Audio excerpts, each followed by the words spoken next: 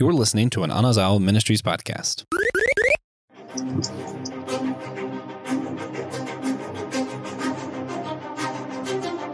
Why do so many of our favorite fandoms use hell to propel their stories? And can we learn anything about the human condition from how we imagine hell? Hey guys, this is Systematic Geekology. We are the priest to the geeks. This is one of our one-shot episodes. We're all taking one topic and going to talk about it from various perspectives and our favorite fandoms.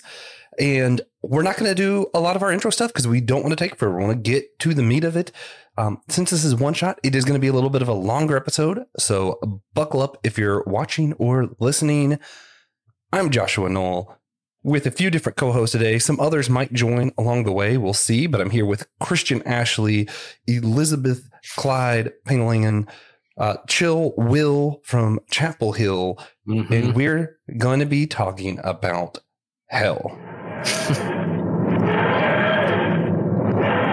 So get ready. I forgot, actually, now hearing that noise reminded me, I forgot to mention the World of the Dead. We could have done some Doctor Who running into Satan stuff. My bad, guys. Am I allowed to be chill in hell? Anything else? Am I allowed to be chill will in hell? If you want to go, I guess. I mean, it's up to you. Well, maybe it's up to God. I don't know. Yeah. I don't even know if I believe in hell. Speaking of which, before anything else, we're going to talk about when is the first time you've heard of hell and what is your history wrestling around the idea of the doctrine. So before we talk about like all this other stuff, I feel like just give everybody a little bit of context of, we are a Christian podcast, but we all have various different traditions, different ideas about some important doctrines.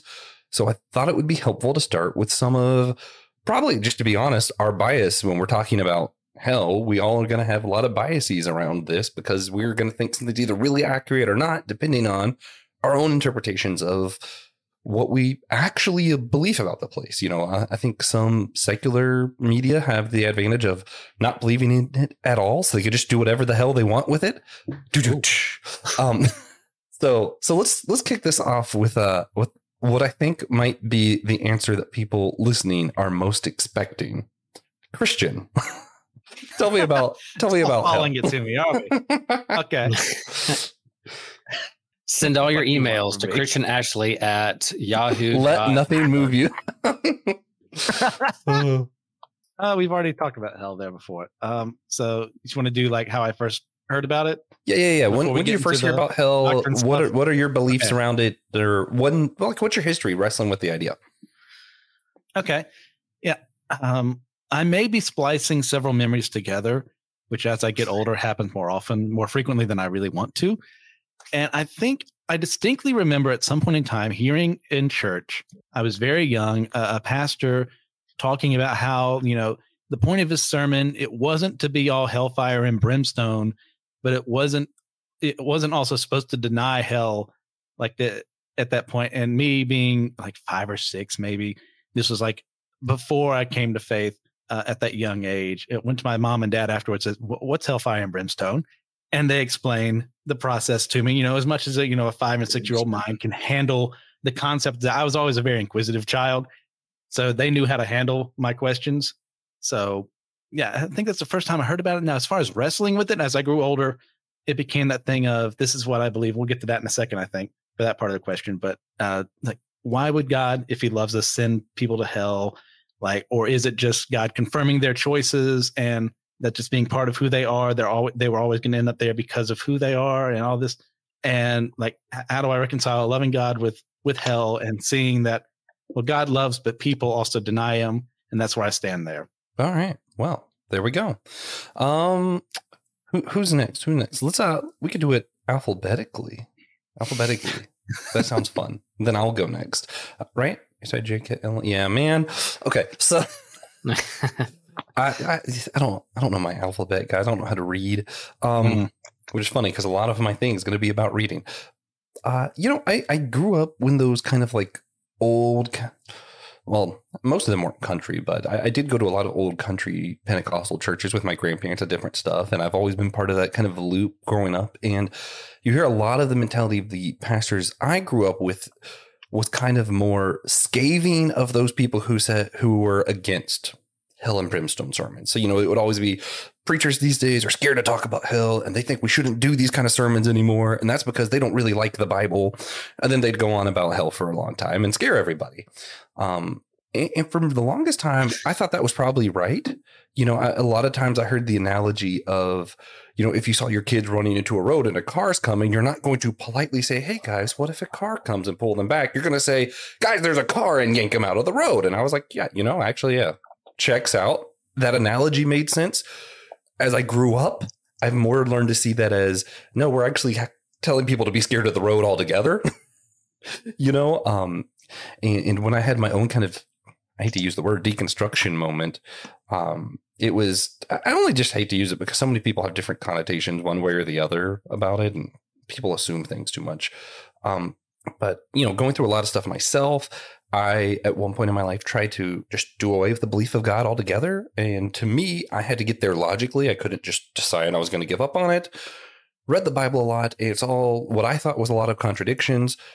Then read a bunch of different books about how to read the Bible because I wanted to verify that I saw these contradictions, and then learned maybe I'm not reading this thing right at all. And then my entire view of faith and perspective of the divine and spirituality has kind of shifted.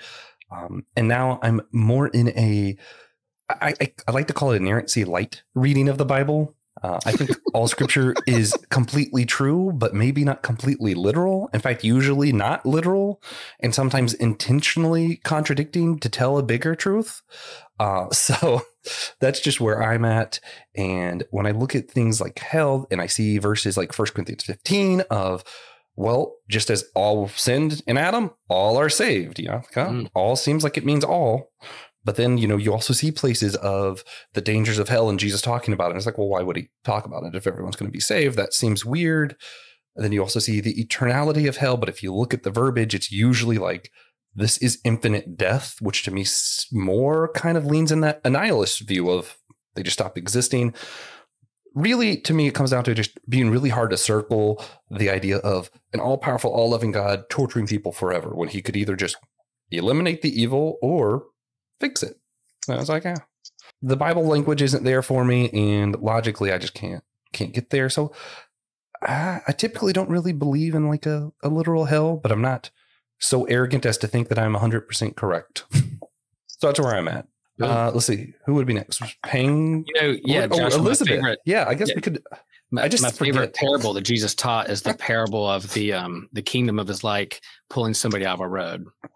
That's my favorite parable that Jesus did. Of him pulling people out of the road. Anyway, Pang, sorry. When did you first hear about hell? What's your history with this?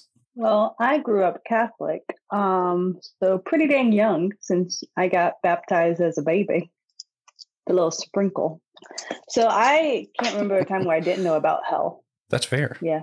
So what do you believe about it? That Jesus defeated it. So good. So there's no more hell in your belief? I'm saying he stole the keys to hell, and I'm pretty sure he didn't lock it up when he was done. He blew it wide open. So you think there is a hell, like a real place, and it's still there? Correct. Okay. Yeah. Okay. Will. I like that answer. That's a good one.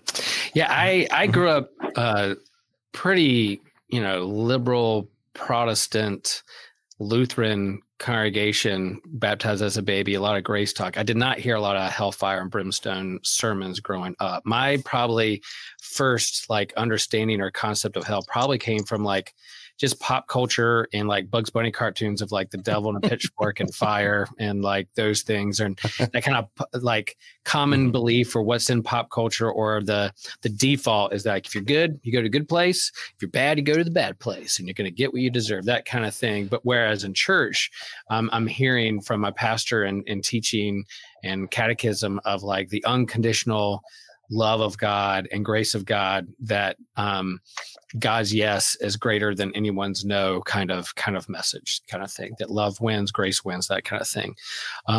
Where I have grown in kind of my faith and understanding and belief is similar to kind of how when someone asks me if I believe in God or not, I usually kind of follow up with, what do you mean by God? Let's look at the term God and talk about that. Because if you mean an old man in the clouds keeping track of like a naughty or nice list. I don't believe in that God, but like there's the depth to how I understand God through the lens of Christ and the kind of Trinitarian understanding of God that kind of get a little depth to that. And so I think when people ask me if I believe in hell, I usually say, well, what do you mean? What do you mean by the word hell? And so let's talk about that. So I think as probably where I am is a hopeful universalist, where again, like you quoted that scripture from 1 Corinthians 15, it's like we're dead and Adam, all will be made alive in Christ. That's my hope. But I also acknowledge that the Bible talks about like hell. Jesus talks about hell, talks about this separation between humanity and God. And so we have to take that seriously and kind of think through what that means and what that looks like. When I look at Christ and what he taught about hell, usually he's not talking about like, well, if you ascribe to this set of beliefs or say this prayer or confess the Apostles' Creed, then you're probably going to go to heaven. Usually he's talking about like how you treat your neighbor. And so there's this like deep connection between us and how we treat our neighbor, and that affects our relationship with God. And so it's deep embedded in kind of that separation from God, separation from our relationship with God. So I think hell is like separation from God. And so what separates us from God? And I go to like the C.S. Lewis route that like the doors of hell is locked from the inside, that God says, okay, eventually at some point, God says, thy will be done to us and our freedom, and says, all right, if you don't want a part of this, I'm not going to force you, manipulate, or coerce you to be a part of my love and grace. That's, that your will be done. There's some freedom in that. So there's that tension, mystery of the sovereignty of God, the freedom of humanity. There's a deep, I'm going to keep going just a little bit longer. I think when I think about like the Old Testament and continuity with Jesus, there's this deep sense of justice. Things aren't right in the world, so there will be justice. Things will be made just in the end, whether that's judgment or God's final say and what's just and what's right. And so I think hell, if you mean by separation from God or things being made right, then that's what it's kind of tied up with each other. I don't necessarily believe in like eternal fire torment. I think that's just humans try to wrap their head around what's the worst place you could go. Just like I don't think there's heaven's literally streets of gold. I think it's just humans trying to wrap their head around artistic understanding, poetic understanding what heaven's like. So anyway, that's kind of where I am. I'm out there. I think we have to wrestle with it because as the Bible talks about it, but I think we can go deeper rather than just kind of pop culture default devil in a pitchfork and a lake of fire. So, well, and even what we're going to talk some about today, even a lot of our pop culture stuff does not have just that simple version. And I think usually the more interesting stories aren't the simple, hell bad. Look at this guy. He's got, horns. Bad. Also, those watching the video today have that a special advantage of seeing Elizabeth's not today. Oh, yeah. just the great irony is just can't be outdone. That's great. Only one of us prepared for today. Well, only in outfits. Listen, I just representing Luffy today because I tried so hard to find, is there anything in One Piece that I could write off as this is kind of hell? And I was like, that entire... The closest you have is Imperial Down, but that's like... I was going to say the entire Imperial Down arc. Does that... Yeah. No. No. That is too much of a stretch. So I just wore the shirt, still representing. It's okay. So a lot of our... We've gone a long way just talking about ideas of hell and stuff like that. I do want to go ahead and plug Christian, myself, and Dr. Oord had a conversation on the Whole Church podcast. There is the link down below in the description. And we just kind of discussed these kind of different ideas and kind of struggled with it, where I'm like, I don't know if that place exists. He's like, that place is eternal torture. And Dr. Oord is, yeah, there's a hell, but God is pursuing people after death forever and ever until eventually they say yes. And I'm like, yeah, that just seems like a stretch to me. But let me just add one more thing. Like C.S. Lewis also said, like heaven and hell begins like here on earth, like in terms of what we experience, what we do. And so like a dear friend of mine is going through a really, really hard time. And like this week called me on the phone and was like, the first thing he said to me was like, hell is real, man. Hell is real. And so like he feels like he was going through it. And I felt really bad. I was like, yeah, man, like there's something off in this world at times where like, yeah, hell is real. This is not right. Where's the justice? This is not fair. Where when does that justice happen or fairness take place, and where is God's justice in this? So, it's not just something in the future. It's something we experience now, and what we lean into and grow into. Part of our salvation begins now. Our discipleship begins now. All that happens now. What are we doing to relieve it? I think that's what Jesus is talking about like the sheep and the goats in Matthew. It's like, come on, like it's now. Like it happens now with your neighbor. So yeah. So again, check out that episode. We are going to move on from the deep theological parts, which we'll probably still touch on some. We're going to get into our fandoms. And a lot of our fandoms actually pull from maybe the first fictional, but I say fictional very loosely, idea of hell, coming from Dante's Divine Comedy. One of my personal favorite just things out there. So Dante's Divine Comedy, a lot of people just know Dante's Inferno, which it's part 1 of 3, and it's just the beginning, and the point doesn't come around till the paradise. So if you don't read the whole thing, you're not reading it right. That's just my quick plug. Sorry, I just can't imagine. Like if I wrote something and everybody was like, man, that first third of his work was great. Like, man. Sorry. Yeah. That's what they say about my sermons every Sunday. That first third. Man, we really like the beginning of what you did there. I don't know, from the homilies I've been hearing, a free plug there, I'm enjoying them. Thank you, Christian. They are quite enjoyable, aren't they? Yes. Let's see. Let's zoom in on this. So who all has actually read Dante's Inferno? I have Purgatorio and Paradiso. Read them all forever ago. Very enjoyable. And for anyone wondering why is it called a comedy, well, that's just something we used back in the day for something that had a happy ending. Overall, it didn't really take on its form until later on of being funny. Mm-hmm. So that's why it's called Divine Comedy. Yeah, pretty much every work was either a comedy or a tragedy, right? Pretty much. At one point, yeah. So I honestly, I expected this to just be like Christian, me, and TJ have read it. So I didn't expect everyone to have read this one. I thoroughly enjoy this. I do actually get aggravated when people have only read Inferno because it is kind of this, it's about the experience of seeing what happens after life and using that to kind of put things in perspective for our main protagonist as well as the reader, I think is probably part of the point. Christian, help me out. You're the literature expert here. What is the purpose of the Divine Comedy? I mean, well, it depends on who you're asking, unfortunately, with a lot of these, especially with the author no longer around. It's essentially Dante wrestling with a lot of ideas he has, of his faith, of the people he's lost along the way and his personal vendettas against some of the people who were no longer alive at the time he was writing. And him, like, honestly, it's kind of a therapy book in some respects. All 3 of these showing, I think these people should be in heaven. I think these people should be going through purgatory right now, refining themselves. And I think this person, they should be rotting in this layer of hell that I've invented for the sake of my story. And you don't really see in scripture, but you know what? And people took from that. And we'll get into that later on. Yeah. That's how I take it. Yeah, even in Pirates of the Caribbean, you have the reference to mutineers being in like the lowest pits of and like it's a Dante's Inferno reference, right? I often make jokes when people are like, "Oh, you're going to hell," and I'm like, "I can't; it's too cold there," and people just don't get it. But Satan himself is at the bottom, I guess. Yes, the most inner layer, and it's just ice. He's just frozen. And it's like, because I think the idea is it's because it's the furthest away from the warmth of God, right? Yeah, that sounds right. Yeah. So like as you go through, you get to see like worse and worse parts of hell. I think it has some precedent when Jesus kind of talks about like there's worse and greater demons and sins. Jesus mentions that kind of thing. So I think it kind of has precedent in that.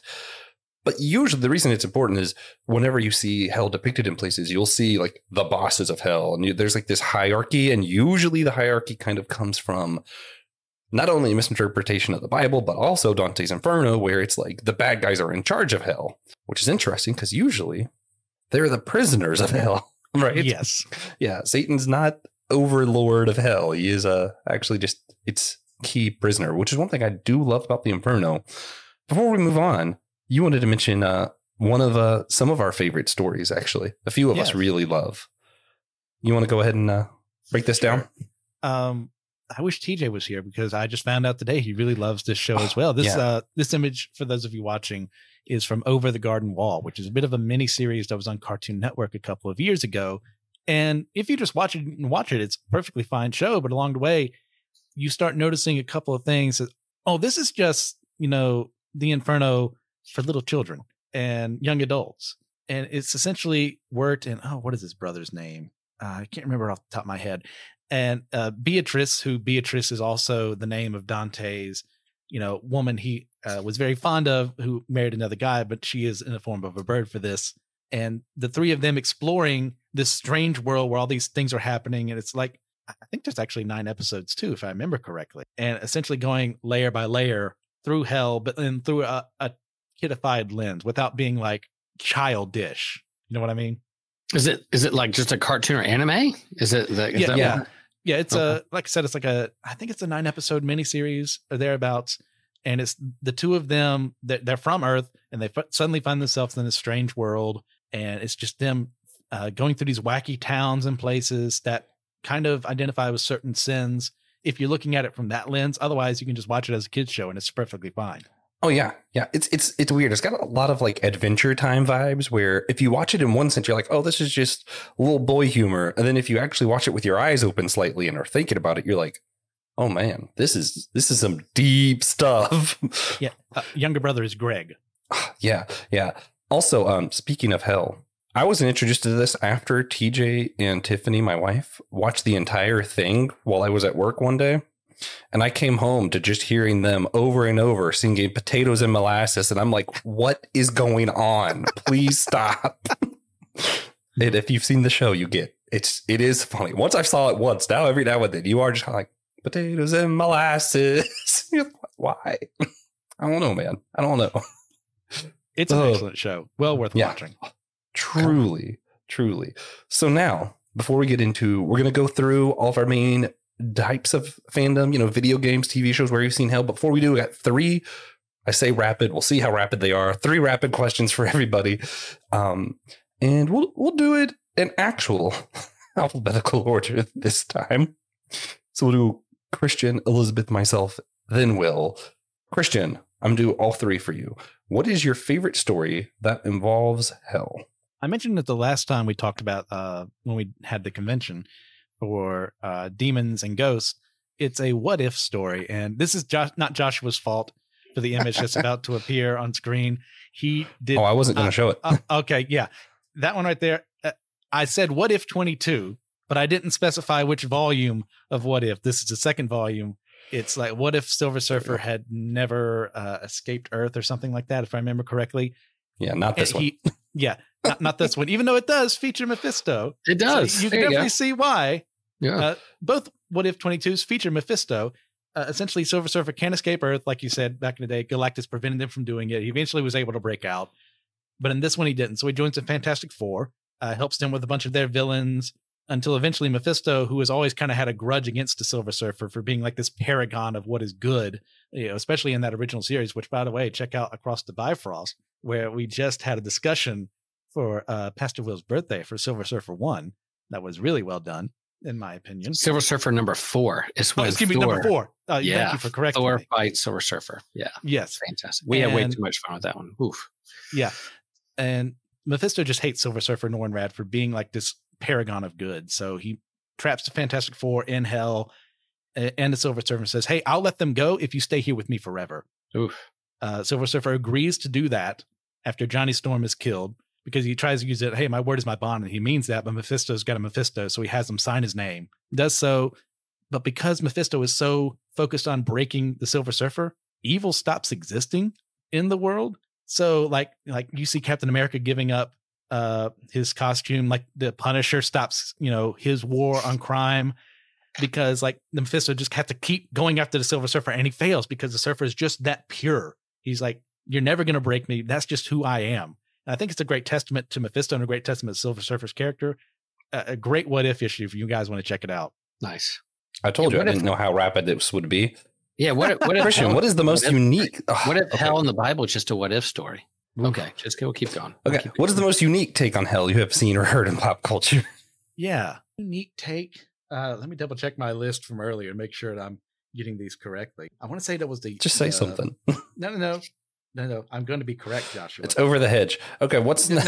Oh, it was the Hunter's Dream from Bloodborne. It's not really hell, but it's hell for the hunters whose job in this. And Bloodborne is one of those you've got to like really pay attention to everything. So I could easily be getting some of this wrong. That's not right. It's essentially a place where, there we go.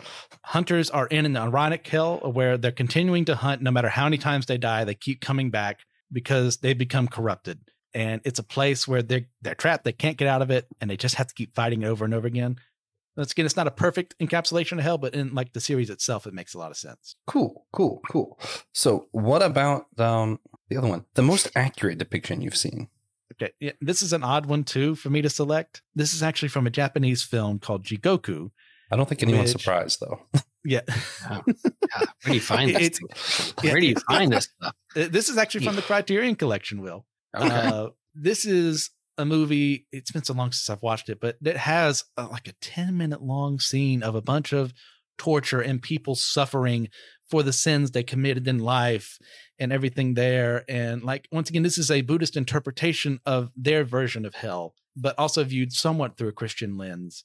And I see the totality of the suffering, the separation from light, from good, from God in this film. It is definitely not something I would watch with children around. There's some nudity there. There's some blood and gore there.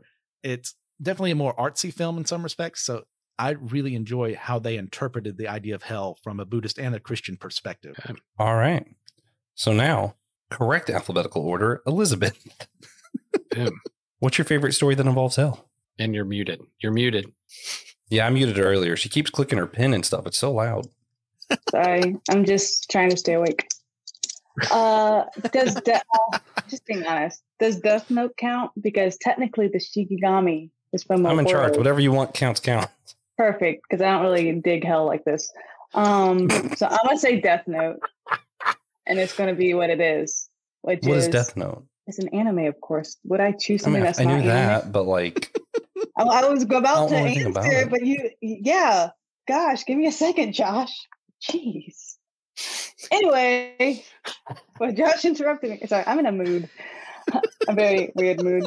So pretty much the Shikigami are kind of like depict like the demons in hell or whatnot. May not be hell. I don't really know.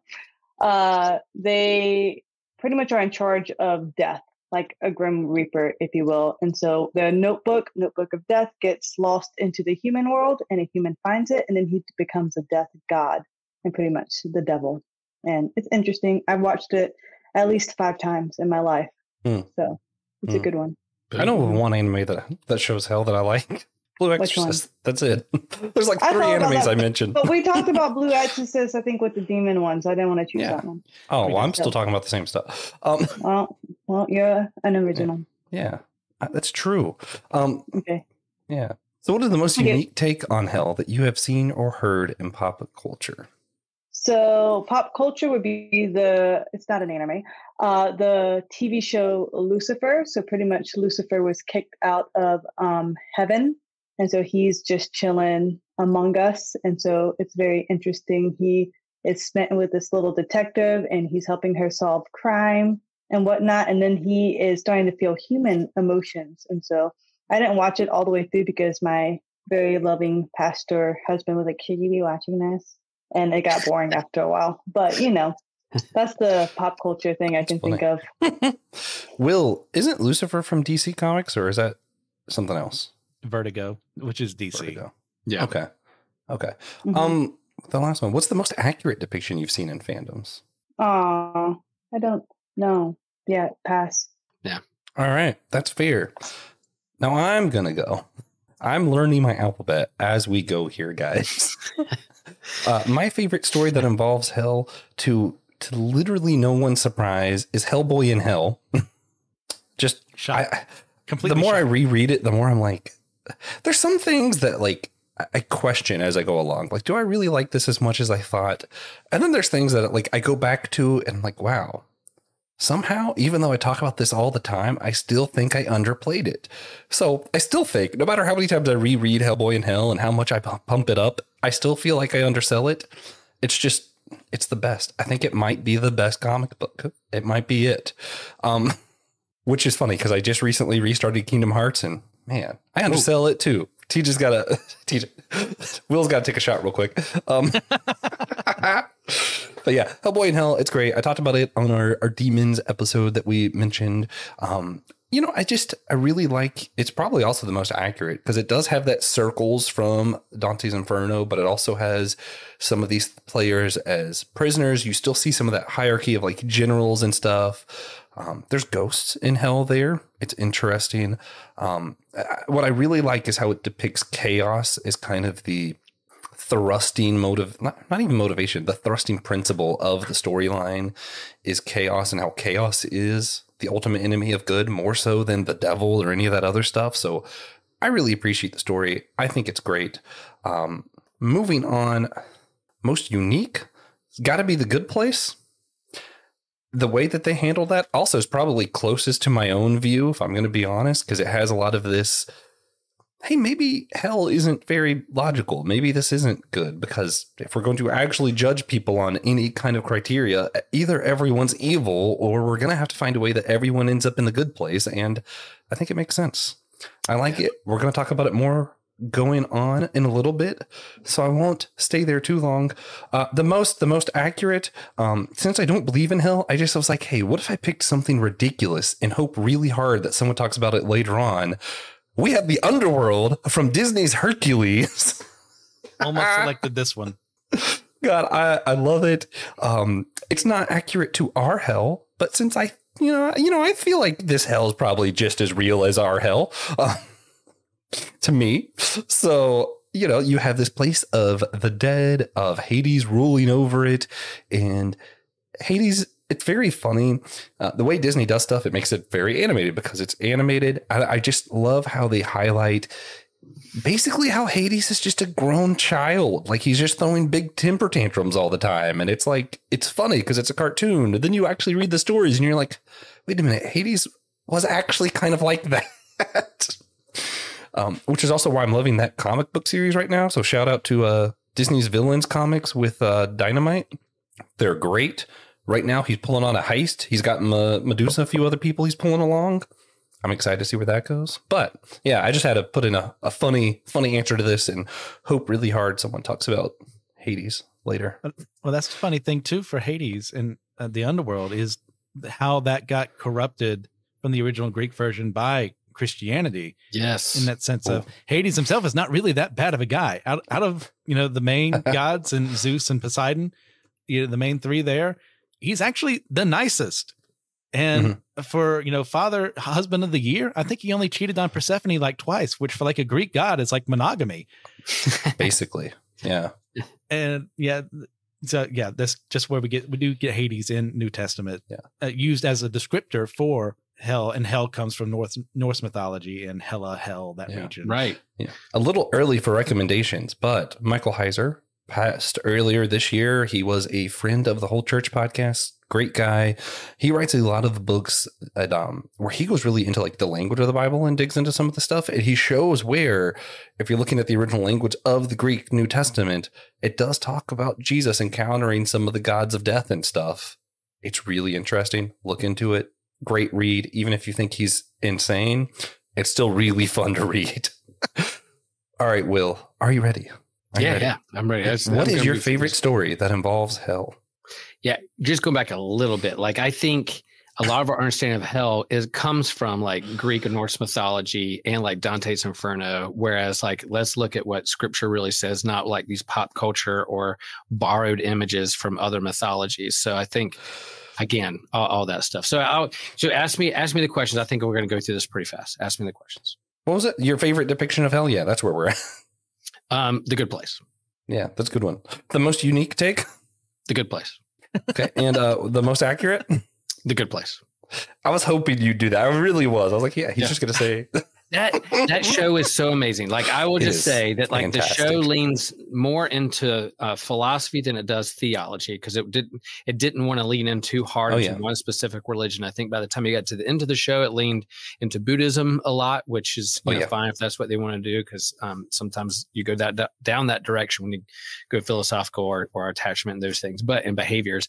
But most of the time we think of heaven and hell as being like merit based, and there's this divine accounting, and if the scale one way, then you're going to be sent away. I don't think that's how God operates or relationship or love or grace operates. So that's why that understanding of hell is not a part of what I believe. But I do think what that show wrestled with in terms of what does it mean to have a good life or not to be tortured in this life, or what is the human condition, and then how we love one another and how we're attached to one another and how we live in community with each other and friendship, and this all tangled up together and how we do life together is just absolutely brilliant. I was not going to watch that show because when like Hollywood or TV does like theology, he's going to run out of time stuff to say about it by the time we get to it.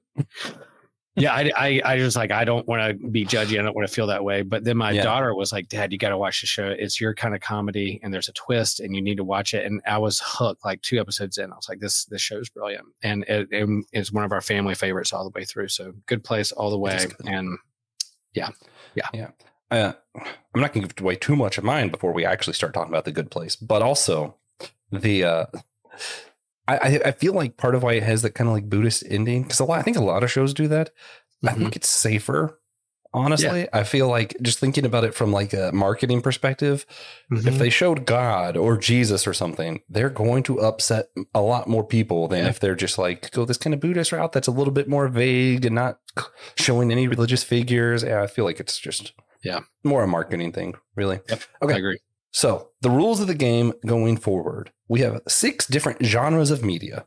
Everyone can pick 2 and only 2, and you can pick your top picks in those 2 to talk about hell from. So here's the 6. I'm going to make you all tell me what you're going to do and commit to it.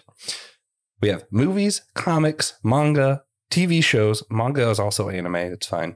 TV shows, video games, or other literature. So like books and stuff. Doesn't matter. So those are our 6. I'm trying to think. I think I'm going with TV shows and video games. If anyone tries to take manga and anime away from me, I will just log off now. Well, that's just one. And also, you can double. We could all technically just pick the same 2. Okay. I'm just saying manga is one, anime is the other. So. Well, those are both one. Nope. Yep. Don't She's also going to say movies. Off, Joshua, don't force her to log off. She's doing anime/manga and movies so that she could talk about Hades. Christian, what are your 2? I'm picking anime and Western animation. You could do anime and TV shows. Will, y'all keep trying to pick things that aren't in the 6 options. This is Joshua's hell. Us creating. That's right. There you go, Austin. Hey, someone said I'm right. Yeah. What? Trusted friend of the show. About Austin what? Everything. Everything. Austin's fired. All right. Well, that man is a valued patron. You leave him alone. That's right. What are we? Okay. Chris picked his. Will, did you say which 2 you're going with? I assume TV shows, so you can do Good Place. TV shows and other literature. Interesting. All right. So then I can talk about Good Place again. That's what I'm gonna do. I don't even know what you're talking about yet. Oh, sorry. Okay, so no one picked movies then. Oh, wait. No, one of us picked movies. Elizabeth, tell us about Disney's Hades. He's a guy with cool blue hair. Kind of have a complex issue. He wants to rule over everything, but, Zeus says no. And Hercules fought, so he did not win. Easily one of the best worlds in all the Kingdom Hearts games. Solid answer. I appreciate that. Also, no, she said that. I will say this fact every single time because I feel like the world needs to know that the muse was almost Spice Girls. That's awesome. Also, the music in Hercules is just the absolute best, but that's not what we're talking about right now. Great sound. Yes, but that's pretty much what Hades does. He's ruler of the underworld. That pool of souls is still kind of creepy. Like that creeped me out as a child. Fair enough. All right, TV shows. Will, I'm gonna start this one off if that's okay. Yeah, go for it. One of my all-time favorites. Supernatural. I love the show. Somehow we haven't done a full episode about Supernatural yet. We've got the show starts off and it's Sam and Dean, and they're trying to find their dad who's lost. It's all about them kind of seeking revenge for their mom who was killed by a yellow-eyed demon. In the long run, they get pulled into the book of Revelation from the Bible is happening in real time. They end up meeting the devil. They end up meeting God, but not knowing it until 12 seasons later. Oh, this doesn't happen in season 1. This is in season 12. Oh, when they meet God. Oh. Hell happens. I don't think they go to hell till like season 3 or 4. They meet him earlier, but we don't know that. Yeah. No, they meet God in like season 2. They just don't know it's him. Yeah. But haven't we all met God and not known that it was him? Yeah. probably. Supernatural's cosmology is all over the place. That's true. That's very true. But there's a lot of hierarchy to hell here. And for some reason, the way it works, whoever either is God or is ruler of heaven, all of the souls in heaven power them for some reason. And all of the souls in hell power whoever's currently ruler of hell. When the show starts off, Satan is in a box. He's trapped in hell. So someone else was ruler of hell. I think Azazel was originally ruler of hell. And at different points, my main man, my favorite demon ever. Sounds so funny to say. We have Crowley. And of course, listen, Crowley from Good Omens, David Tennant, fantastic, beautiful. Yeah. That show is honestly way better than Supernatural. But Crowley from Supernatural is just so much fun. Like, I can't get over how much I love him. And when he becomes ruler of hell, the first thing he does is he's like, I don't like all the fire and chains and everything. This is gross. I know a better way to torture people. It's a little bit cleaner and neater. He turned hell into a giant DMV. I love him. I love him. It's perfect. And you see here, it's like next in line, it's like 66 trillion, 115 billion. And it's like this crazy number. He's like, yeah. And you know what happens when they get to the end? They go back to the end of the line. For eternity. Very Crowley way of getting things done. God, Crowley is just so much fun. He always has some kind of card up his sleeve, some kind of like sly, clever way that you're like, oh, that's not so evil. And then you're like, oh, wait, that's way worse than the fire and brimstone we were talking about. When you see some other people, Dean's tortured in hell, you see Lucifer doing it, and it's very, what you expect. People are literally have chains going through them, getting eyeballs plucked out, fingers cut off, fingernails ripped out.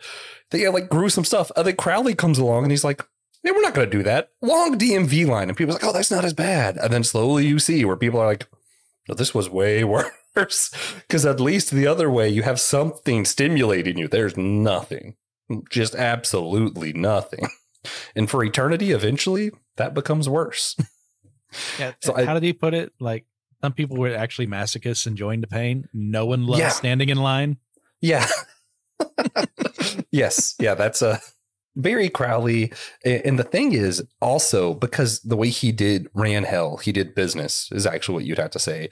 He was just much smarter than the other rulers of hell. Usually in this world, when someone's been in hell long enough, and I think a lot of people think stuff works this way, they can become a demon, sort of, depending on circumstances and yada, yada, yada. The way it was set up with like the torture, they'd have somebody else learn to torture, and it was kind of that. Crowley sets his up because he wants bureaucrats running hell. He wants people who are going to be true to their word, because then more people will make deals with the demons. He's like, if we're honest, more people will make deals with us and more people will end up in hell. So he kind of runs things completely differently. And it's just really funny to see where you're like, huh, good guys make for way worse bad guys than bad guys do. Because he's just good enough that he makes hell efficient, and somehow that's scarier. Yeah.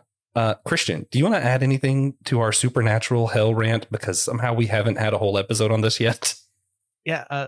Their interpretation of hell, along with many things religious in the show, runs the gamut from close to completely out there. And the whole like humans becoming demons thing, that is a common thing. And it's definitely something shared in the show. You're just tortured enough and you get a deal, you become a demon. So you get to be the one who tortures.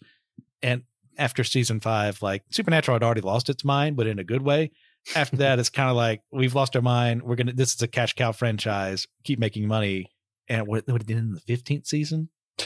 I got to disagree with part of this. There's 15 seasons. So the first 5 seasons, you're right about. That's like its own masterpiece. And you can tell that it was meant to end there. The way season 5 ends, it's like, and if you stop there, beautiful. Great. The next 5 seasons, you know that you're just in this because of the characters and that most of the actual story is just kind of repetitive. But the last 5 seasons becomes its whole new beautiful art piece again. It's just, have you lost your mind in those 5 seasons in between? You know, it's a, if you could get through those and actually appreciate the last 5, they're great. But getting through that middle 5 is hard. Yes. Maybe Crowley directed the show from season 6 to 10. But yeah, near the end, Lucifer has a son, and that's when the story starts getting interesting again, I think. But that middle bit, you're just only there because you're like, you know what? I like this weird bromance that Crowley and Castiel, the world's favorite angel, has. Quick plug. The reason I started watching this, I had, which, you know, much like One Piece, I had a friend tell me that there's a character that was just like me. And it was so funny because it's just Castiel. And he's like, yeah. Castiel just keeps doing stuff because he has no idea what humans are really like. He's just oblivious. And content warning. Parents, mute this for a minute here.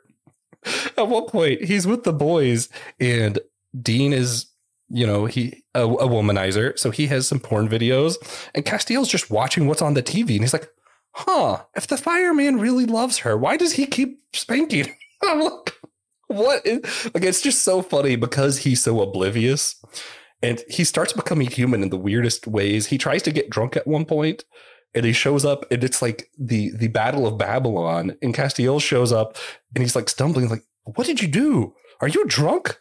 I found a liquor store and I drink it. The whole thing. It's just Castiel trying to learn to be human is one of the absolute funniest things. It's a great show just for those 2 characters. They're fun. Are we ready? We ready to move on to a different show? Yes. Yeah, probably. Oh, actually, okay. I'm gonna do a couple other quick plugs before we get to Good Place, Will. Okay. Disenchanted, also great. Just a very classic kind of version of Hell. I just finished the last season. You get to see a redemption arc that involves a demon throughout this show. It is so good. They challenge what is the purpose of God? How does God let things go on this way? They talk about sovereignty. Like, it's an oddly theological show. It's basically Futurama if it was theological, and it's going to end 5 seasons. It didn't go on too long. It kept short seasons, kept to a good story. Talked a lot about faith versus science. It's good. It's good, man. That sounds like my alley. I really think you'd like it. The humor is, I think, you're kind of humor too. Also, Futurama has robot hell. I'm just mentioning it because I've always been perplexed. I've always been perplexed. Like, did this just happen because robots are sentient? Did it just happen supernaturally? Or did Mom, who made all the robots, go, when robots die, they should go to hell, so let's build robot hell? Like, how did this happen? I just think it's funny. Christian, you said this was one of yours too. Did you want to talk about it a little bit? Yeah, just briefly. It's a very fun interpretation of hell. It's obviously not taken very seriously, but I do like the implication. The only reason a robot can go to robot hell is if they accept the robo religion. Oh yeah, the robo religion. And like that stipulation just tickles me. It's like, oh, well, if you only think hell exists, then that's the only reason you're going to end up there. Obviously, I don't think that's true, but it's from a comedy series that's funny. And the fact that it's in New Jersey too, like the easy joke is there, but it's still funny. Oh yeah. And of course, Bender actually does beat the devil in a fiddler match down in Georgia, doesn't he? Yes. Great stuff. Great stuff. Anybody else have anything with Futurama or Disenchanted they wanted to bring up? No? Okay. Then Will, we're finally there. I'm gonna let you start this one off. What is the Good Place? You've already talked about it some, but like, what is the basic premise going in? How do you sell someone on this? Yeah. Okay. So first of all, I just got to say, like, part of the reason I love systematic ecology is hearing Joshua talk about things he thinks is funny and then giggling about it and then keep it on going like that. That's part of the charm of the show. And that's kind of why I'm here. Thank you. The other part, a little while ago, Christian said, ironic hell. And I thought that phrase was pretty funny. And I think that's the name of my death metal band that's going to sing the entire book of Job at some point. Yes. So Ironic Hell is like going to be my death metal band name. So I wrote that down as an idea. The Good Place. I don't know how much spoilers you want to do. Like, there is a twist. It goes deep. I don't want to spoil it. In case you've never seen this show, I don't want to spoil the twist Just and the surprise. do a quick warning. Skip ahead a bit. Spoiler. So I should spoil it? Yeah. They've been warned. Skip ahead there a couple minutes. You've seen 5 it? minutes. I mean, it's been out long enough. I feel. Okay. I feel like once something has been out for a little bit, Yeah, the that's right fine. to be mad is gone. Yeah. Okay. Sure. So the whole premise is that Eleanor is sent to the Good Place, but it's a case of mistaken identity. And she realizes that she's not supposed to be there, and she has to pretend like she deserves to be there because she's just like a jerk of a person, self-centered person. And again, like most depictions of hell is like in pop culture is like torture and punishment, and we're going to rip your skin off and burn you alive. And again, that's not my version, the version of hell. Like, I don't think a loving God would just torture someone because they just didn't act nice. I have kids, like I want my kids to act right. I punish them because I want them to be the type of people that they should be in the world. And it all has like a purpose, of a loving purpose behind saying no, or go to your room, eat your vegetables, those things. Anyway, so like she finds herself in the Good Place because, but it's a case of mistaken identity. She has to pretend. And eventually you get to the end, the big twist I did not see coming. I don't know if anybody else did. I did not see it coming when she says, "Holy forking shirt balls, we're in the bad place. This is not the good place." So like the whole thing is a setup to torture these individuals, or to in this loop of they don't deserve to be in the good place. They are like turn inward or have something about their personality or characteristics that is just flawed. And so they're really in a bad place for this, like this demon has come up with a new way of thinking about hell, to where like you're not in heaven where you're eating ice cream, you're in a place where it just has like yogurt. And so it's like, okay, it's kind of like it, but it's like not the real thing. So the authenticity of it, and it reminds me of something I'll talk about later, one of C.S. Lewis's work. I promise folks, like I love C.S. Lewis, but it's not the only fiction writer I read. It's just like, there's a lot of other great stuff other than C.S. Lewis, but The Great Divorce, we can talk about that later. What is real and authentic? And so again, the Good Place is this group of friends or become friends who become connected in a way that they begin to understand and learn that they missed the gift of life because they were jerks or they were focused on the wrong things. And I think that's what hell, the depiction of hell, is not necessarily like Hellraiser, you're being torn apart by fish hooks or whatever. It's like you're inward, you're inward, so inward, you can't see what the gift of life really is, or gift of relationship or love really is. And that's what this show really goes deep into. And along the way is hilarious. Like, there's a place for hell for those who place in hell for those who say, man, I need a vacation from a vacation. Or they look at women and they say, you need to smile more, or like those little things along the way. Like let's really have a commentary on like life and what's going on in a comedy way. And they use like a philosopher out of Clemson as a consultant to talk through these philosophical concepts and ideas, which I thought Clemson sucks. Pretty cool. But their philosophy department's pretty good if they're helping write The Good Place. So that's there's a special place in hell for Clemson fans. Yeah. I hate to tell that to people, but I think it's true. You got to go to a good place and watch them win the national championship over and over again, so you learn how to be a better human being. One of the things I really liked about this, and of course, I'm an errant and universalist light, I think. So some of my universalist trends, there's a place where Paul, and I'm going to pull some C.S. Lewis here too, where Paul talks about how it was counted righteous to those even who weren't Christian for the good works that they did, right? Mm-hmm. And I think you also see that in C.S. Lewis. When you get to the final battle, there was someone of I forget what religion it was, of a different religion, but it was what he did was counted as worship towards Aslan because it was in the spirit of Aslan, right? So. Right. I really think what's interesting here is you choose hell, right? Like hell is psychological. Also, he talks about like the shirt balls and all that. It's because in the good place, you can't say cuss words. And I think that was part of the torture, right? There's this dogmatic stuff put on these people where they can't feel like they're allowed to just be themselves. And that dogmatic trend that we see in a lot of religions actually creates hell for a lot of these people. And you also see, like, just in the way things are set up, where you feel like, oh, I'm supposed to like yogurt, but I don't really like it that much. Maybe I don't belong here, right? So you start like getting self-conscious. You start doubting yourself, and that can create a hell. You even have, why can't I think of his name? Chidi. Yeah. Chidi, who was just so intentional about always making the right action that he never made actions, and that was counted against him. And that's why he's actually in the bad place, even though he thinks he's in the good place. And he should be, right? He's an ethics professor. He knows all the right things, but overthinking it kept him from being there for his friend, from his family. So you see how hell is something we create for ourselves and something that we choose. And that's one thing I love that about this show. And I love also, how... Sorry, go ahead. I didn't mean to interrupt. I was just going to say, I love how they deconstruct that in later seasons, because they go to figure out, okay, so who is making it to the good place? Nobody's making it to the actual good place. Why?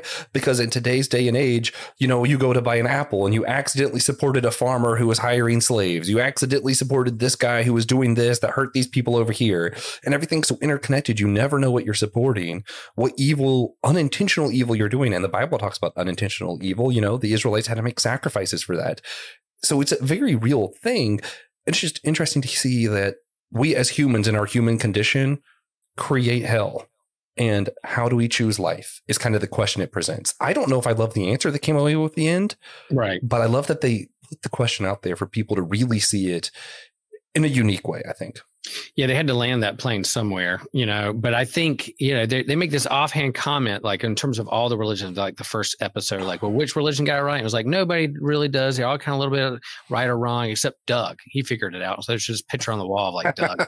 And but eventually later seasons, you meet Doug and you get to see like what he is about and what's going on and how he figured it out.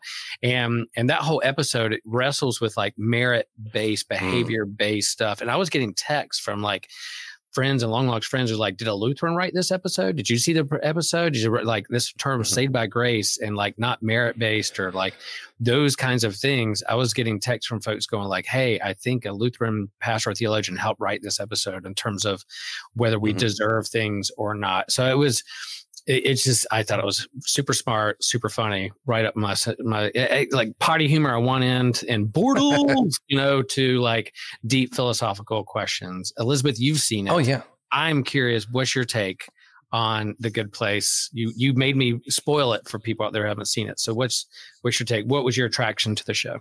My husband watched it and I sat beside him because I'm a good wifey. But Christian, why is that so funny? I shouldn't be surprised that's the answer, but I am. It tickled me. So I watched it. I mean, it was interesting. I liked it. I felt like, what's it called? The black guy was a little annoying. Oh gosh, I'm going to get canceled now. Dang it. And so was the Indian girl. Like, hey, it wasn't me first. Dang it. No, like, so, I mean, like, it was just so like, I don't know. I wasn't really into it, but Hubs watched it, so I watched it. So I didn't hate it. I really enjoyed all their character progression because I agree about what's her name, Will, so we don't keep saying people's ethnicity. By the race. God. Oh man, not Eleanor. I'm bad too. Chidi, Eleanor. You have her, the not Eleanor girl of the group. Yeah, my favorite was the quiet guy who he was also confused, and so he just stayed quiet. I was like, this is the smartest man.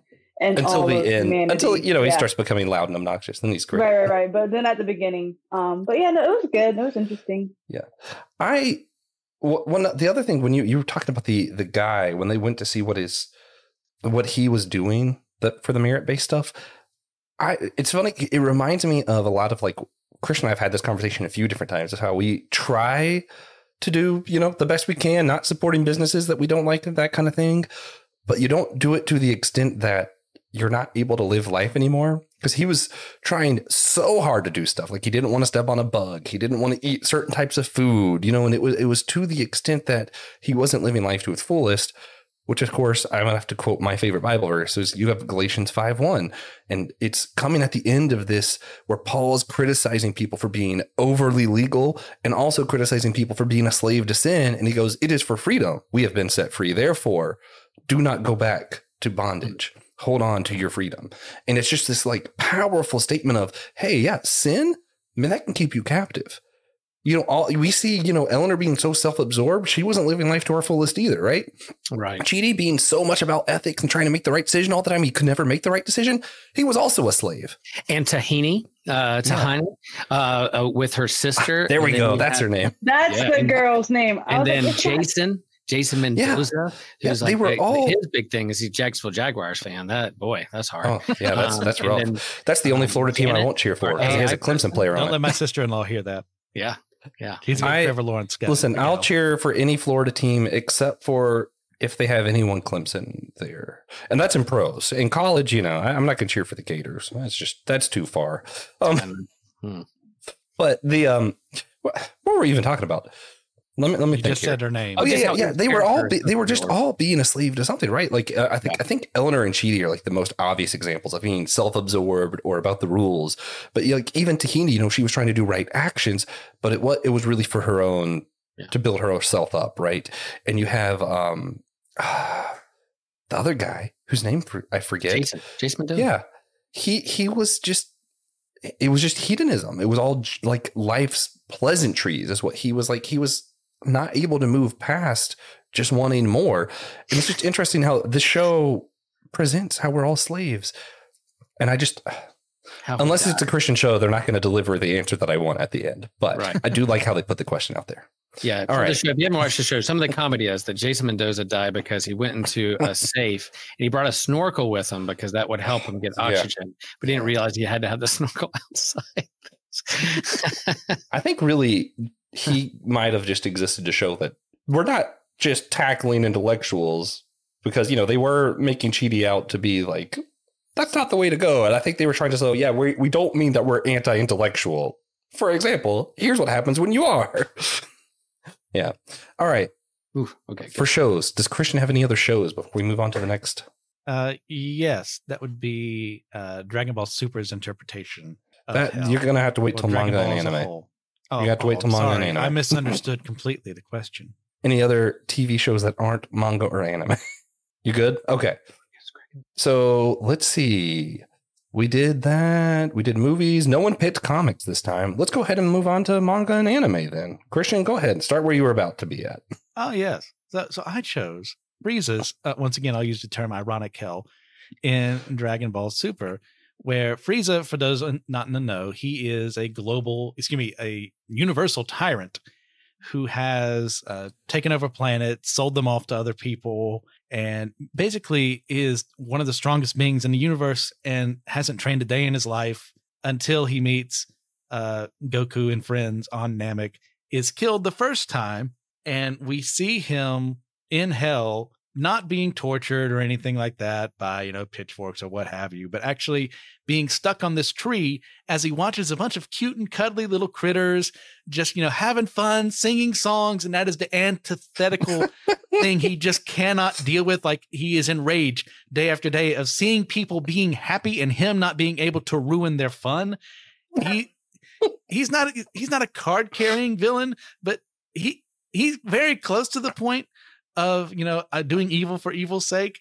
And the fact that he cannot stop this happiness, this joy from happening every single day because it repeats on a loop just drives him up the wall crazy, that when he's given a chance to come back to life and for good this time around, he's doing everything in his power not to die again so that he doesn't have to suffer through that. I got to say, I know nothing about Dragon Ball. So when I pulled this picture up, I was like, Spider-Man beat up an alien. So your description was way more entertaining. He's just stuck in this cocoon and he can't get out. He can't move. All he can do is move his head and just be angry. And it's exactly what he deserves. Beautiful. Oh, man. Okay. Did you have any other anime or manga you wanted to bring up before we let Elizabeth? All right. Liz, take us away. What anime or manga has hell that you want to talk about? Well, okay, once again, not sure if this is hell or not, but it's fine. We're going to talk about it anyway. So it's more similar to purgatory, but it's not really purgatory. So it's called Death Parade, and it's very interesting. Be interesting. So it's pretty much, Christian, have you watched this? Yes. Shake your head. It's basically like choosing where you're going to end up based on playing some games. I love it. Like, gamble with my soul. So it's pretty much people's like last ditch effort. It's always two people, and so they somehow died together, but they're kind of wiped. Their memories are wiped of how they died, really. So they don't understand where they're at. So they come into this elevator, and they are greeted by a bartender, and it's like, "What can I get for you?" And they have to play a game, and their soul is on the line. And so a lot of the time, the game will reveal the character of their soul, and it will decide if they are going to go for reincarnation or pretty much the void. They just cease to exist. So that's what I'm saying. Like, it's kind of like purgatory, but not really. So it's almost like a hell because it's psychological. Like, it tortures them like one last time. What's the name of that one again? Death Parade. It's very, very interesting. Mm-hmm. Okay. And then there's like a little twist at the end you didn't see coming either. But I'm not going to say that because I'm like, well, I don't want to give spoilers. Oh my gosh, I was dude. Oh my god! I feel like she has to now. Holy forking shit off. You wouldn't really understand the spoiler or appreciate it without watching it. So that's fair. It wouldn't mean anything to you, the spoiler. That's fair. That's it's like not really, it's not giving away the ending or anything like that. It's just like a little side, like, oh shoot. Yeah, that's how I felt when I was playing Kingdom Hearts 365 by 2 days, something like that. I forget what it's called, Christian. But 358 over 2. There it is. Yeah, when I was first playing it, because I never got a DS or anything, I had to wait till they did like some of those remakes where it was packaged in with the other games. And I had just met Tiffany when it came out, and she got to hear me talk all about like, oh my God, I can't believe that's actually why this happened all along. And she's like, huh? I was like, isn't that such a huge twist? She's like, I don't know what you're talking about. No, it's not. And then you also, this is what it is. For another anime, it's called Hell's Paradise, but that's a stretch. So they pretty much find this island and thinking this island is where the gods live, but they really discovered hell. So since I feel like it would be more of a stretch because anyone can stumble upon this island. So it's not like a gate you go through, but it has Hell's in the name. So I'm counting it too. It's more like this mystical realm of, if, Atlantis or something like that were actually real and the people in charge were very, very evil. Let's put it that way. Dude, I like it because they have like some deformed gods like wandering around. It's very, very fun and gory. Did you have any other manga or anime you wanted to bring up with us? I am done speaking for the moment. Okay. I was somehow the only one who chose video games. No, none of us chose comics, which is funny because one of my video games picks was because I was like, someone else has already talked about this in comics section, so I'm going to do this as a video game. And now I'm like, man, I'm just aside for the comics. I think it's weird. Comics. I know. I was going to. I just think it's weird that like a lot of the comics, like the demons become like actual heroes, like Ghost Rider, Hellboy. Yeah. It's just like, yeah, I think. Well, demons wanting to do good, but trapped. Watch Disenchantment. Enchanted. Yeah. I mentioned earlier. Yeah, man. Also, since you mentioned Hellboy, I just got to say, the reason Hellboy is trying to do good, this is like the whole reason Hellboy is interesting to me. When he was born, his mother, who was impregnated by one of the highest generals of hell, was being tortured. Refused to do this stuff, said a prayer, got saved the moment she gave birth, and at that second the baby shoots up to earth. That's who Hellboy is. So fascinating. Yeah. I'm the only one who picked video games. I gotta mention Diablo, not specifically two. This is just one of the pictures that came up, but I think the series is interesting. I haven't played a ton. I'm mostly mentioning it for the sake of our good friend Nick Polk. It's one of his favorite series. But basically, my understanding, I just, to me, sometimes I play video games and I just smash things. But my understanding, you are playing through the 9 realms to get to hell. Whenever you're in hell, you fight the ruler of hell, who isn't Satan. I think his name is actually Diablo, right? Or is your name Diablo? And I don't know. But you're fighting through the different layers of hell. You get to the bottom, you fight who used to be the ruler, and your goal is to now become the ruler of hell kind of deal. There's the whole 3 different realms in this world. There's the high heaven, the burning hells, and there's the realm of humans. Some humans are born as necronymphs in this. It's a whole thing. I just wanted to mention it for Nick's sake. I don't know enough to talk about this, so I'm going to move on. I really wanted to talk about Mephisto's realm in Marvel Ultimate Alliance. I saw this in the pictures and I was so angry at myself. How could I not talk about one of my favorite games of all time? Wait, for real? Hold up. Oh, yes. That's why I put my name when are you coming home next? on the topics. When are you coming home next? Not till November. Y'all, stay tuned soon to hear about me and Christian geeking out by playing Marvel Ultimate Alliance together. Playing through the whole thing. I haven't played the third game yet. I've only played the first two. I love the first one a lot. Fine. I love the first one a lot. You do. In this Marvel Ultimate Alliance, if Will was ever going to love a video game, it probably would be this. Because all of the bad guys, the League of Doom, are together. And through different parts, Dr. Doom's in charge. So you have to go to Latveria. And then next thing you know, Loki did something. So you have to go up to Asgard. And you end up in Mephisto's realm. And it's all over the place, all these different levels. You're in Atlantis for a while. It's great. Mm-hmm. It's not Atlantis, is it? What's it called? You're in Atlantis. You're also in, think you're in Latveria, but you're actually in Murder World. Oh, that's true. I forgot about the... Spoilers. That was a spoiler. That was a good reveal, though. It was fun. Hey, that's like almost 20 years old, unfortunately, at this time. Yeah, I see. I like this level. The same reason I love it in Marvel Comics. Mephisto is he is the devil. Like, just the one that we all think about with the horns and everything's always creepy. I think it's fun to fight through hell. Probably true of Diablo as well. Part of my mentality is there's just something satisfying about being like those who want to come up and torture humans or want to make deals and trick people into going here and burning and all this stuff. And it's like, hey, what if instead there's this really simple solution where I take Cap's shield and punch them in the face? There's something just really satisfying about it, and I like the idea. I think I prefer, of all things, I think I probably prefer video games in hell, just because it's like when I'm doing these, I'm just like, I'm making this complex thing that I honestly get really frustrated, even if I don't believe in like a literal hell. Like I get really frustrated with this idea. Can that be one of our next shirts? I prefer video games in hell. Yeah. I just quote on the back of our shirt. Well, it's just the things that frustrate me in life, where I wish I could just shake people and them love Jesus and have an easier life, but that's not how things go.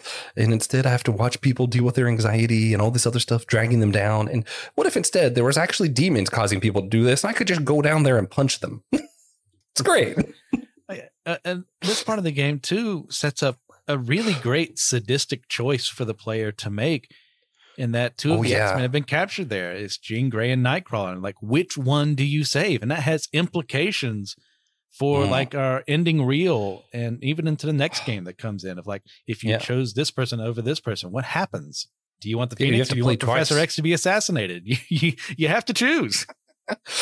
It's so funny too, because for me, the choice was easy. I want because I didn't look stuff up, especially when the game first came out. I was too young. I was like, I want to play as Nightcrawler. Let's kill that other one.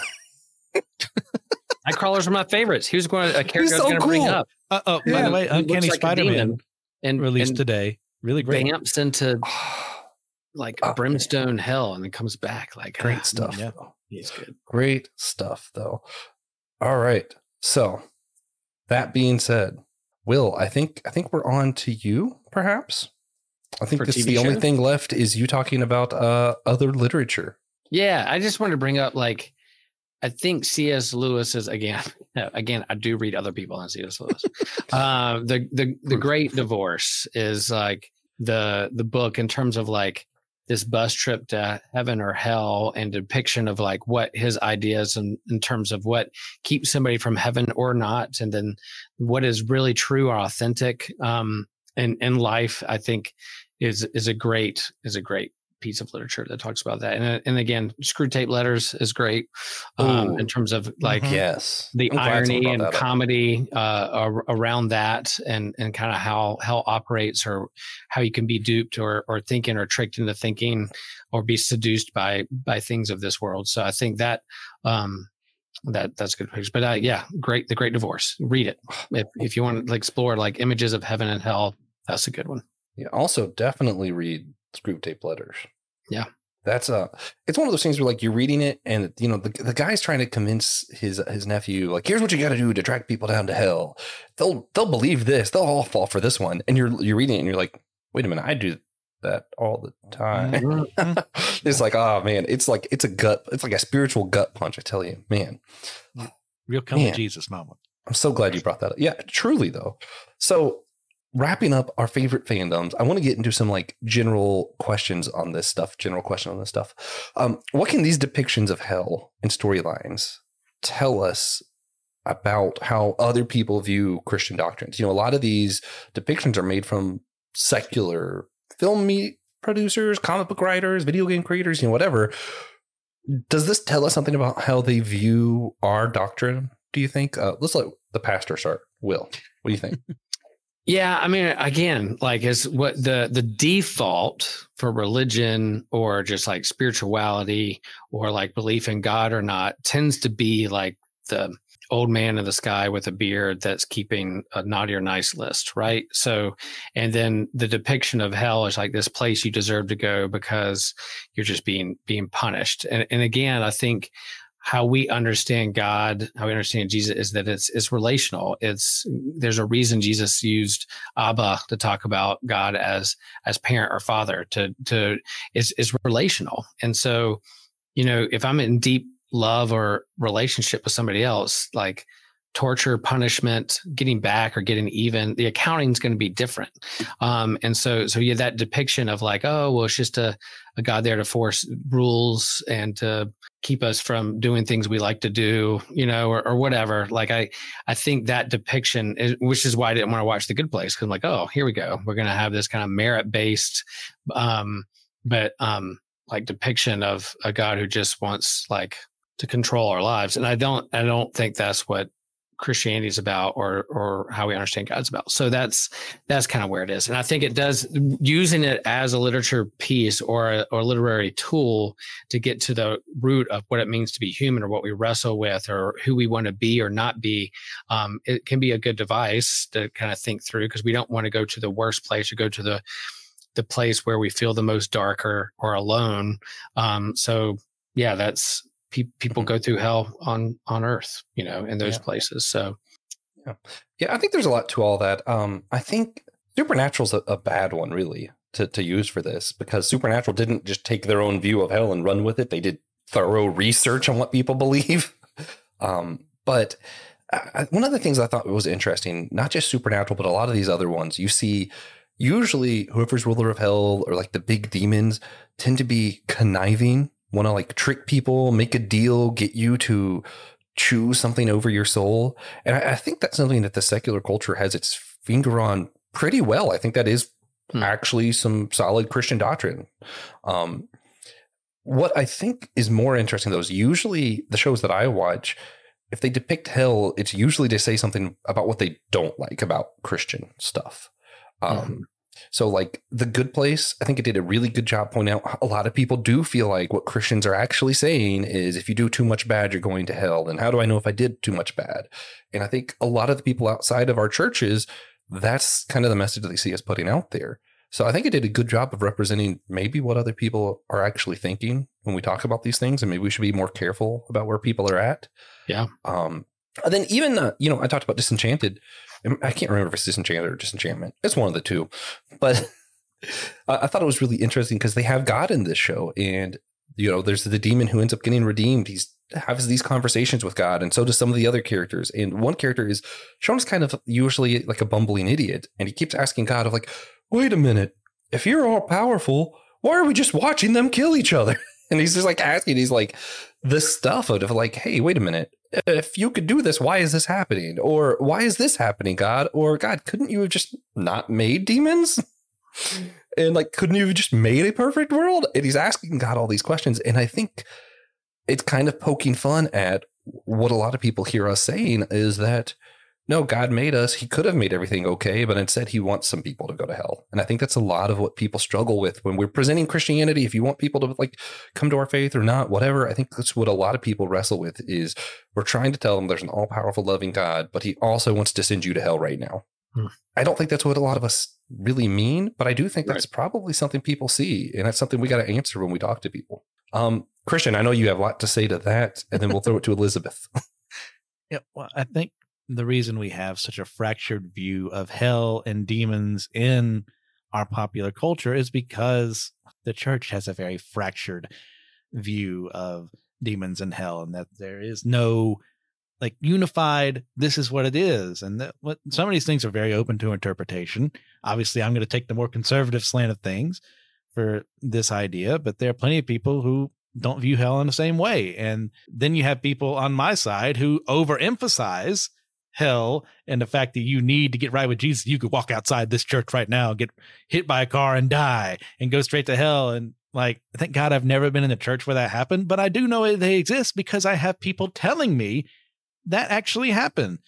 And that breaks my heart because I don't want people to make a knee-jerk reaction to Christ. I want them, to actually fall in love with the person who made them, not because there is this threat of hell, but because Jesus is who he says he is, and he's looking out for us. And the reason the world has that view of, oh, well, hell exists as a tool for Christians to get membership and money. Well, because some Christians in the past have used that improperly to get people into the pews, into the seats, just so they can have more people there and make money. And so we kind of inflict it upon ourselves. When we allow that to happen, no one speaks out against it. So no wonder popular culture has all these different ideas that don't align with the actual theology and cosmology of the setting because we don't even tell them the right one. Preach. And if we do, we misrepresent it. Man. Okay. So Elizabeth, I'm going to throw it to you.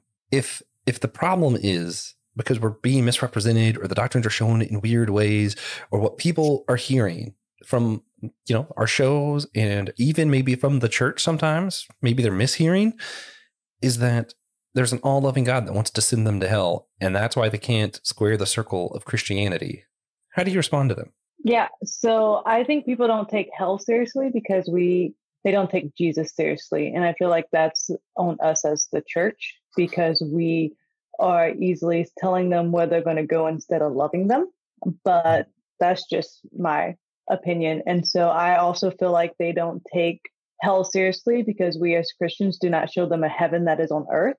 And so if they do not understand a loving God and like the freedom we experience, especially like, because I think about kind of what I have gone through and whatnot. And most people, even if they're Christian, they'll use that to almost be like, here's my cross. Look what I'm bearing. Oh my gosh, woe is me. I'm, like sacrificing for God, suffering for the kingdom. And no, it says like we should have joy and live like heaven is on earth. And so because we are such a misrepresentation of Jesus, they treat hell as a joke because they think our Jesus is a joke. So that's just kind of how I feel like the culture. So, I mean, culture is doing what it does best, is trying to get views and money. I guess. I think usually the cult, or at least the shows that we're talking about, are probably really onto something. But that's just. But me. if they don't have views like and money, it gets canceled. That's true. That's true. It's all about the money. Will, how do we respond? People wrestling with these questions of a loving God sending people to hell, and what they see the church saying is, yeah, he wants people to go there. If you're bad enough, that's what happens. If you don't believe exactly our way, then you're out, and this is what it's like. How, like, since hell is such a turnoff for so many people, how do you address it if people who aren't Christians come to you and ask you about it? That's a good question. I think hell has, as we talked about, hell is used as a fear tactic or spiritual terrorism towards people to manipulate them, to get them in pews or get them what we want to do, and or like people control. I mean, I think the medieval church, leaned into that pretty hard, and kind of the 9 realms of hell and all that stuff.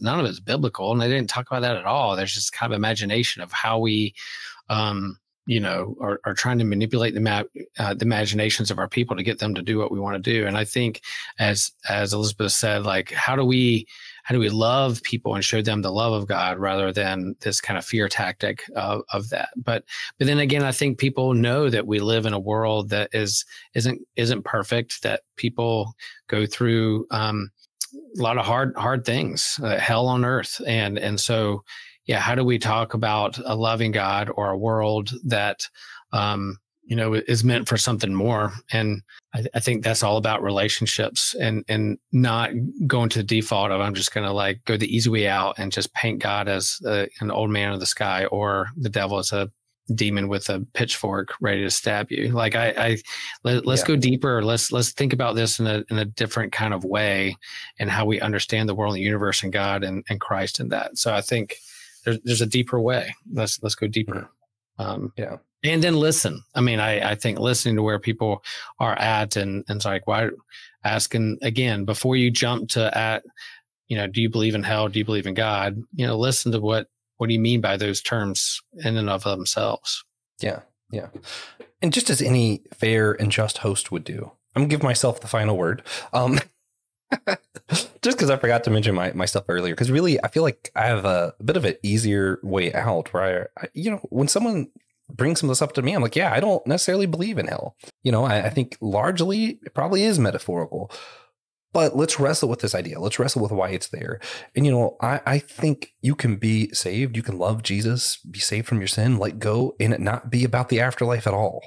So I try to turn the conversation away from the afterlife. But if we're going to go there, I'm saying, hey, listen, just the same reason I think God cares about politics is the same reason I think that maybe there's a getting rid of evil, whether that means eventually everyone's redeemed or eventually some people have to be annihilated.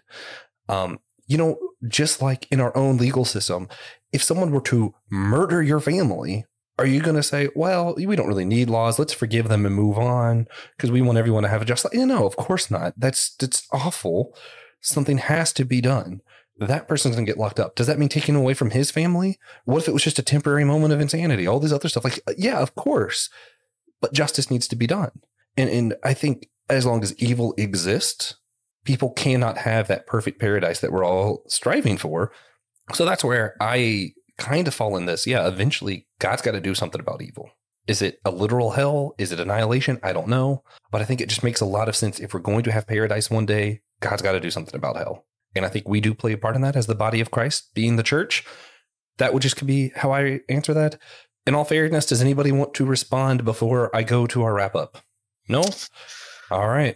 Here we go. No, I'll also just say that people who are listening to this or hear this on the way, that if again, we're not speaking for all of Christendom and are all on denominations. There's a lot of diversity and spectrum on like our families and friends, but and so we are open for conversation. And it's not that we feel like we have all the answers, just kind of where we are today. And I was a different place 30 years ago, and I'm probably a different place 20 years from now. I don't know. Man, but like a different place a year ago. We're open to have a conversation about this. So shoot us a message, DM us, where we want to have a relationship with you who are listening and a part of our algorithms and circles, that we don't want you to just be a comment or a listener too. We don't see you as accommodation. Like let's have a conversation. So we're open to that. And I think I can speak for all of us that if you have a question or want to reach out to any of us, we're willing to listen and enter into a virtual or real life coffee or meal with you at some point.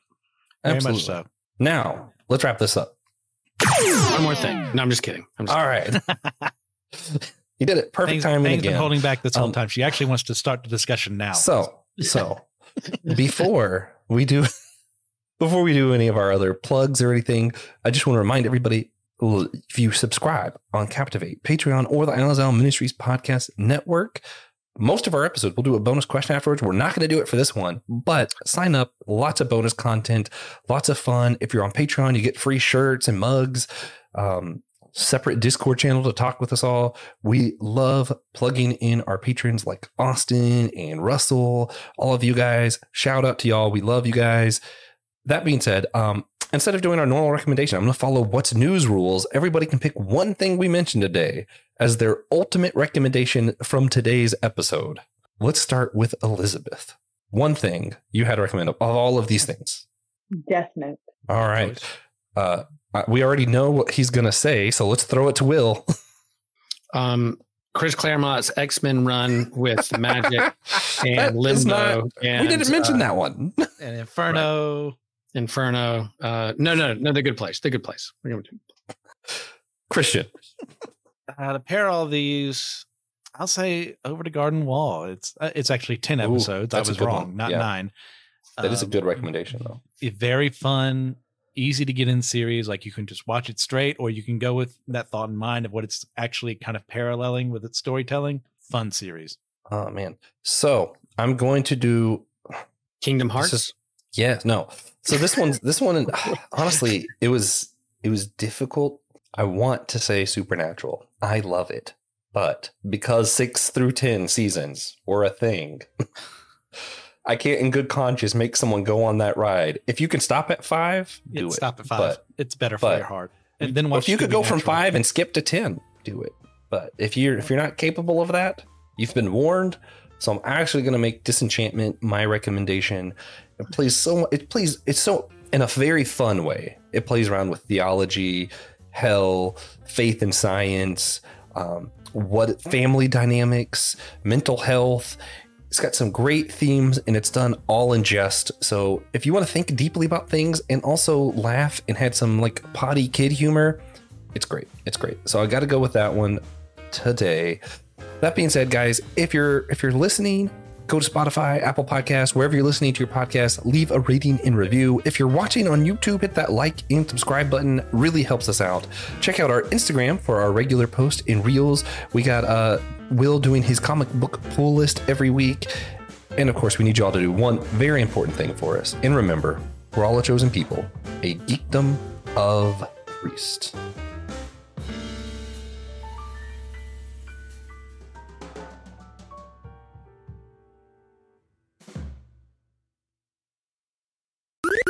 This was an Anazao Ministries podcast. If you enjoyed this show and would like to learn more about our network, be sure to check out the Anazao Ministries Podcast Network.